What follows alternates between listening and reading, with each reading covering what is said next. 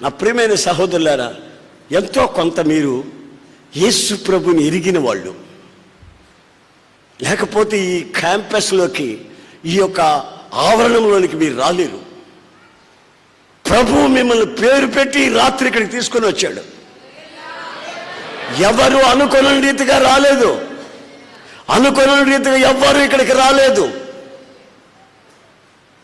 ఇది దేవుని యొక్క సంకల్పం. This is God's plan, eternal plan. దేవుని నిత్యమైన అనాది సంకల్పాన్ని బట్టి మీరు ఇక్కడికి వచ్చారు. వచ్చిన మీతో ప్రభు అంటున్నాడు, ఏమంటున్నాడు తెలిసిన? నీకు ఆరోగ్యాన్ని కలుగ చేస్తాను.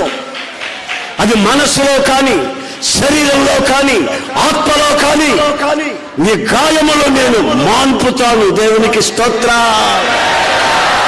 గాయములు పుండ్లై, రణాలై నీ వ్యక్తిగత జీవితాన్ని శాపంగా మారుస్తూ ఉంటే, రాత్రి మగల ఆలోచనలు నీవుంటే, నేను మాన్పుతాను.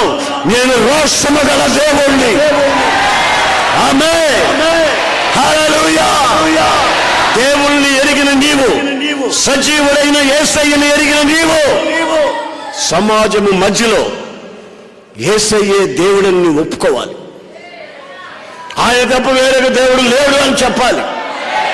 ఆమేన్. వేరొక దేవుడు లేడు అని చెప్పాలి.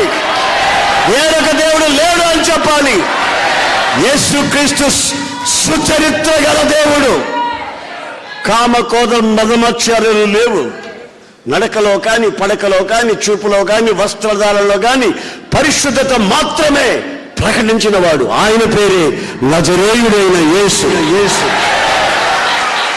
ఆ యేసయ్య ఒక్కొక్కరి జీవితాన్ని ఈ రోజున తేటగా చూస్తున్నాడు. నువ్వు గాయాలతో ఉన్నావా? గాయాల చేత నీకు నిద్ర రాలేదా? అనారోగ్యం చేత నువ్వు కృంగిపోతున్నావా? పనికి మాలిన ఆలోచనల చేత నువ్వు నీరసించిపోతూ ఉన్నావా?